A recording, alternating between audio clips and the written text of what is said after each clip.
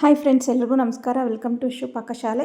ನಾನಿವತ್ತು ಅವರೆಕಾಳು ಬಳಸ್ಕೊಂಡು ಹುಳಿ ಸಾಂಬಾರು ಹೇಗೆ ಮಾಡೋದು ಅಂತ ತೋರಿಸ್ತಾ ಇದ್ದೀನಿ. ತುಂಬಾ ಟೇಸ್ಟಿಯಾಗಿರುತ್ತೆ. ಈ ಅವರೆಕಾಯಿ ಸೀಸನ್ನಲ್ಲಿ ಈ ಥರ ನಾನು ಹೇಳಿದ ಥರ ಮಾಡಿದ್ರೆ ತುಂಬಾ ಚೆನ್ನಾಗಿರುತ್ತೆ. ನೋಡಿ, ನೀವು ಒಂದು ಸರಿ ಈ ಥರ ಟ್ರೈ ಮಾಡಿ, ತುಂಬಾ ಚೆನ್ನಾಗಿ ಬರುತ್ತೆ. ಹೇಗೆ ಮಾಡೋದು ಅಂತ ಈಗ ಅದನ್ನು ನೋಡೋಣ ಬನ್ನಿ. ಇದು ಮುದ್ದೆ ಜೊತೆಗಂತೂ ತುಂಬ ಸೂಪರಾಗಿರುತ್ತೆ, ಮತ್ತು ನಾವು ರೈಸ್ ಜೊತೆಗೂ ಅಷ್ಟೇ ತುಂಬಾ ಚೆನ್ನಾಗಿರುತ್ತೆ. ಈಗ ಇದನ್ನು ಯಾವ ರೀತಿ ಮಾಡೋದು ನಾವು ಮೊದಲಿಗೆ ನೋಡೋಣ ಬನ್ನಿ. ಮೊದಲಿಗೆ ನಾನು ಇಲ್ಲೊಂದು ಬಾಣಲಿ ಇಟ್ಕೊಂಡು ಅದಕ್ಕೆ 1 ಟೇಬಲ್ ಸ್ಪೂನ್ ಆಗೋಷ್ಟು ಎಣ್ಣೆ ಹಾಕ್ಕೊಂಡಿದ್ದೀನಿ. ಎಣ್ಣೆ ಸ್ವಲ್ಪ ಬಿಸಿ ಆದಮೇಲೆ ಒಂದು ಈರುಳ್ಳಿನ ಸ್ಲೈಸಾಗಿ ಕಟ್ ಮಾಡಿ ಹಾಕ್ಕೊಂಡಿದ್ದೀನಿ, ಮತ್ತು ಒಂದು 2ರಿಂದ 3 ಬೆಳ್ಳುಳ್ಳಿ ಹೆಸಳನ್ನ ಹಾಕ್ಕೋಬೇಕು. ಜಾಸ್ತಿ ಬೇಡ, 2ರಿಂದ 3 ಬೆಳ್ಳುಳ್ಳಿ ಹೆಸಳು ಸಾಕಾಗುತ್ತೆ. ಸ್ವಲ್ಪ ಇದನ್ನು ಫ್ರೈ ಆದಮೇಲೆ ಇದಕ್ಕೆ ಒಂದು 2 ಟೊಮೊಟೊನ ನಾನು ಕಟ್ ಮಾಡಿ ಹಾಕ್ಕೊತಾ ಇದ್ದೀನಿ. ಟೊಮೊಟೊ ಸ್ವಲ್ಪ ಮೆತ್ತಗಾಗೋವರೆಗೂ ನಾವು ಫ್ರೈ ಮಾಡ್ಕೋಬೇಕು. ಟೊಮೊಟೊ ಮೆತ್ತಗಾದ್ಮೇಲೆ ಇಲ್ಲಿ 2 ಟೇಬಲ್ ಸ್ಪೂನ್ ಆಗೋಷ್ಟು ಕೊಬ್ಬರಿ ತುರಿ ಸೇರಿಸ್ತಾ ಇದ್ದೀನಿ. ಕೊಬ್ಬರಿ ತುರಿನ ಸೇರಿಸಿ ಅದನ್ನು ಜಾಸ್ತಿ ಹೊತ್ತೇನು ಬೇಕಾಗಿಲ್ಲ, ಒಂದು 30 ಸೆಕೆಂಡ್ ಫ್ರೈ ಮಾಡ್ಕೊಂಡಾದಮೇಲೆ ಇದಕ್ಕೆ ನಾನು ಒಂದು ನಿಂಬೆಹಣ್ಣಿನ ಗಾತ್ರದಷ್ಟು ಹುಣಸೆಹಣ್ಣು ಸೇರಿಸ್ತಾ ಇದ್ದೀನಿ. ನೆನೆಸಿಟ್ಕೊಂಡಿದ್ದೆ, ಅದನ್ನು ಸೇರಿಸಿ ಅದನ್ನು ಫ್ರೈ ಮಾಡಿಕೊಂಡು ಇದಕ್ಕೆ ನಾನು ಇಲ್ಲಿ ಸಾಂಬಾರು ಪುಡಿ, ಅಂದರೆ ನಾವು ಮನೇಲಿ ಯಾವಾಗಲೂ ಮಾಡೋ ಸಾಂಬಾರ್ಗೆ ಯೂಸ್ ಮಾಡೋವಂಥ ಸಾಂಬಾರು ಪುಡಿನ ಒಂದು 2 ಟೇಬಲ್ ಸ್ಪೂನ್ ಸೇರಿಸ್ತಾ ಇದ್ದೀನಿ. ನಾನು ಸ್ವಲ್ಪ ಜಾಸ್ತಿ ಕ್ವಾಂಟಿಟಿಯಲ್ಲಿ ಮಾಡ್ತಾ ಇರೋದ್ರಿಂದ 2 ಟೇಬಲ್ ಸ್ಪೂನ್ ಸೇರಿಸ್ತಾ ಇದ್ದೀನಿ. ನೀವು ಕಡಿಮೆ ಆದರೆ ಇನ್ನೂ ಕಡಿಮೆ ಮಾಡ್ಕೊಳ್ಳಿ, ನಿಮ್ಮ ಖಾರಕ್ಕೆ ಎಷ್ಟು ಬೇಕೋ ನೋಡ್ಕೊಂಡು ಹಾಕ್ಕೊಳ್ಳಿ. ನಾನು ಇಲ್ಲಿ ಖಾರದ ಪುಡಿ ಬಳಸ್ತಾ ಇಲ್ಲ, ಸಾಂಬಾರು ಪುಡಿಯಲ್ಲೇ ಖಾರ ಇರುತ್ತೆ. ಮತ್ತು ಇಲ್ಲಿ ನಾನು ಒಂದು ಸ್ವಲ್ಪ ಕೊತ್ತಂಬರಿ ಸೊಪ್ಪು ಸೇರಿಸಿ ಇದಕ್ಕೆ ಮಿಕ್ಸ್ ಮಾಡಿಕೊಂಡು ಇದನ್ನು ಇವಾಗ ತಣ್ಣಗಾಗಕ್ಕೆ ಬಿಡೋಣ. ತಣ್ಣಗಾದ್ಮೇಲೆ ಅದನ್ನು ನಾವು ರುಬ್ಕೋಬೇಕಾಗುತ್ತೆ. ಇಲ್ಲಿ ಮತ್ತು ಕುಕ್ಕರ್ಗೆ 1 ಟೇಬಲ್ ಸ್ಪೂನ್ ಎಣ್ಣೆ ಹಾಕ್ಕೊಂಡಿದ್ದೀನಿ. ಅದಕ್ಕೆ ಒಂದು ಅರ್ಧ ಟೇಬಲ್ ಸ್ಪೂನ್ ಆಗೋಷ್ಟು ಸಾಸಿವೆ ಸೇರಿಸಿ, ಸಾಸಿವೆ ಚೆನ್ನಾಗಿ ಚಿಟಪಟ ಅನ್ನಬೇಕು. ಸಾಸಿವೆ ಚಿಟಪಟ ಅಂದಮೇಲೆ ನಾನು ಒಂದು 7ರಿಂದ 8 ಬೆಳ್ಳುಳ್ಳಿ ಹೆಸಳನ್ನ ಜಜ್ಜಿಕೊಂಡು ಅದಕ್ಕೆ ಒಗ್ಗರಣೆಗೆ ಹಾಕ್ಕೋತಾ ಇದ್ದೀನಿ. ಮತ್ತು ಇದಕ್ಕೊಂದು ಸ್ವಲ್ಪ ಕರಿಬೇವು ಸೇರಿಸ್ಕೊಂಡು ಒಗ್ಗರಣೆ ಮಾಡ್ಕೊಂಡು, ಇಲ್ಲಿ ನಾವು ಈರುಳ್ಳಿ ಹಾಕೋವಂಥ ಏನಿರಲ್ಲ, ಬೆಳ್ಳುಳ್ಳಿ ಹಾಕಿದ್ರೆ ಚೆನ್ನಾಗಿರುತ್ತೆ ಇದು ಒಗ್ಗರಣೆಗೆ. ಮತ್ತು ಒಂದು ಟೊಮೆಟೊನ ಸಣ್ಣದಾಗಿ ಕಟ್ ಮಾಡಿ ಅದನ್ನು ಸಹ ಹಾಕ್ಕೊಂಡು ಫ್ರೈ ಮಾಡಿಕೊಂಡು ಚೆನ್ನಾಗಿ ಅದು ಟೊಮೆಟೊ ಒಂದು ಸ್ವಲ್ಪ ಮೆತ್ತಗಾಗಬೇಕು.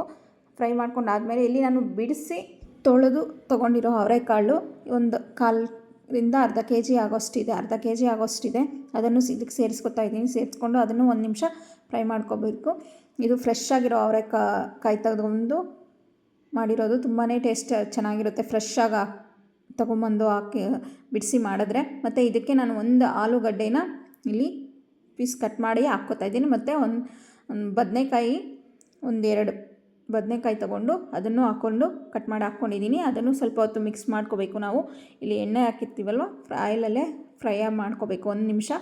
ಆಮೇಲೆ ಇದಕ್ಕೆ ನಾವು ರುಬ್ಬಿಟ್ಕೊಂಡಿರೋವಂಥ ಮಸಾಲೆನ ಇದಕ್ಕೆ ಸೇರಿಸಿ 1 ನಿಮಿಷ ಇದನ್ನು ಈ ರೀತಿ ಮಿಕ್ಸ್ ಮಾಡಿಕೊಂಡು ಅದನ್ನು ಚೆನ್ನಾಗಿ 1 ನಿಮಿಷ ಫ್ರೈ ಮಾಡಿ ಆದಮೇಲೆ ಇದಕ್ಕೆ ನಾವು ನೀರು ಸೇರಿಸ್ಕೋಬೇಕಾಗುತ್ತೆ.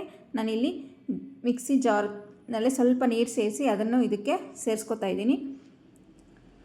ಸೇರಿಸ್ಕೊಂಡು ಚೆನ್ನಾಗಿ ಇದನ್ನು 1 ನಿಮಿಷ ಮಿಕ್ಸ್ ಮಾಡ್ಕೋಬೇಕು. ಅದೆಲ್ಲ ಚೆನ್ನಾಗಿ ಮಿಕ್ಸ್ ಆಗಬೇಕು, ಮಸಾಲೆ ಎಲ್ಲನೂ ಅದು ಗಂಟಿರುತ್ತಲ್ಲ, ಚೆನ್ನಾಗಿ ಮಿಕ್ಸ್ ಆಗಬೇಕು ಸಾಂಬಾರು ಒಳಗಡೆ. ಮತ್ತು ಇದನ್ನು ಈಗ ನಾವು ಕನ್ಸಿಸ್ಟೆನ್ಸಿ ನೋಡಿಕೊಂಡು ಎಷ್ಟು ಬೇಕೋ ಅಷ್ಟು ನೀರು ಸೇರಿಸ್ಕೋಬೇಕು.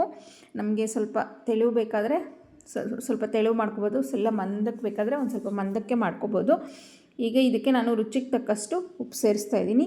ಉಪ್ಪು ಸೇರಿಸಿ ಚೆನ್ನಾಗಿ ಅದು ಮಿಕ್ಸ್ ಮಾಡಿಕೊಂಡು ಆದಮೇಲೆ ಚೆನ್ನಾಗಿ ಕುದಿ ಬರೋವಾಗ ಒಂದು ಸರಿ ಮಿಕ್ಸ್ ಮಾಡಿಕೊಂಡು ಇದನ್ನು ಲಿಡ್ ಕ್ಲೋಸ್ ಮಾಡಿ ನಾವೊಂದು 2 ವಿಷಲ್ ಬರ್ಸ್ಕೊಂಡ್ರೆ ಸಾಕಾಗುತ್ತೆ. 2 ವಿಷಲ್ ಬರ್ಸ್ಕೊಂಡು ಇದು ತಣ್ಣಗಾದ್ಮೇಲೆ ತೆಗೆದ್ರೆ ನಮಗೆ ಇಲ್ಲಿ ಸಾಂಬಾರು ರೆಡಿಯಾಗಿರುತ್ತೆ. ತುಂಬಾ ಟೇಸ್ಟಿಯಾಗಿರುತ್ತೆ. ಅದರಲ್ಲೂ ಹಸಿ ಅವರೆಕಾಳು ಹಾಕ್ಕೊಂಡು ಫ್ರೆಶ್ ಆಗಿರೋ ಅವರೆಕಾಳಲ್ಲಿ ಮಾಡಿದ್ರೆ ಅಂತೂ ಟೇಸ್ಟು ಸೂಪರಾಗಿರುತ್ತೆ. ಇದನ್ನು ಮುದ್ದೆ ಜೊತೆಗಾಗಲಿ, ನೀವು ಅನ್ನದ ಜೊತೆಗಾಗಲಿ ತುಂಬಾ ಟೇಸ್ಟಿಯಾಗಿರುತ್ತೆ. ನೀವು ಇದಕ್ಕೆ ಒಂದು ಸ್ವಲ್ಪ ಹುಳಿ ಮುಂದೆ ಮಾಡಬೇಕಷ್ಟೇ, ತುಂಬ ಟೇಸ್ಟಿಯಾಗಿರುತ್ತೆ. ಮುದ್ದೆ ಜೊತೆಗೆ ತಿನ್ನೋಕ್ಕೆ ಸೂಪರಾಗಿರುತ್ತೆ. ನೀವು ಯಾವಾಗಲಾದರೂ ಒಂದು ಸರಿ ಇದನ್ನು ತಪ್ಪದೇ ಟ್ರೈ ಮಾಡಿ ನೋಡಿ. ಈ ರೀತಿ ನಾವು ರೆಗ್ಯುಲರಾಗಿ ಇದನ್ನು ಮಾಡ್ತಾನೆ ಇರ್ತೀವಿ. ನೀವು ಒಂದು ಸರಿ ಟ್ರೈ ಮಾಡಿ ನೋಡಿ, ಹೇಗೆ ಬಂತು ಅಂತ ನಮಗೆ ಕಮೆಂಟ್ ಮಾಡಿ ತಿಳಿಸಿ. ಹಾಗೆ ನಿಮಗೆ ನಮ್ಮ ವಿಡಿಯೋ ಇಷ್ಟ ಆಗಿದರೆ ತಪ್ಪದೇ ನಮ್ಮ ವಿಡಿಯೋಗೊಂದು ಲೈಕ್ ಮಾಡಿ, ನಿಮ್ಮ ಫ್ಯಾಮಿಲಿ ಫ್ರೆಂಡ್ಸ್ ಜೊತೆಗೆ ಶೇರ್ ಮಾಡಿ. ಹಾಗೆ ನಮ್ಮ ಚಾನಲ್ನ ಮತ್ತಷ್ಟು ಈಸಿ ಮತ್ತು ಸಿಂಪಲ್ ರೆಸಿಪೀಸ್ಗೋಸ್ಕರ, ಟೇಸ್ಟಿ ರೆಸಿಪೀಸ್ಗೋಸ್ಕರ ನಮ್ಮ ಚಾನಲ್ನ ಸಬ್ಸ್ಕ್ರೈಬ್ ಮಾಡಿ. ಪಕ್ಕದಲ್ಲಿರೋ ನೋಟಿಫಿಕೇಷನ್ಗಾಗಿ ಪಕ್ಕದಲ್ಲಿರೋ ಬೆಲ್ಲೈಕನ್ ಒತ್ತಿ. ಮತ್ತು ಫೇಸ್ಬುಕ್ ಇನ್ಸ್ಟಾಗ್ರಾಮಲ್ಲಿ ನಮ್ಮ ಪೇಜ್ನ ತಪ್ಪದೆ ಫಾಲೋ ಮಾಡಿ. ನಮ್ಮ ವಿಡಿಯೋ ನೋಡಿದ್ದಕ್ಕಾಗಿ ಧನ್ಯವಾದಗಳು.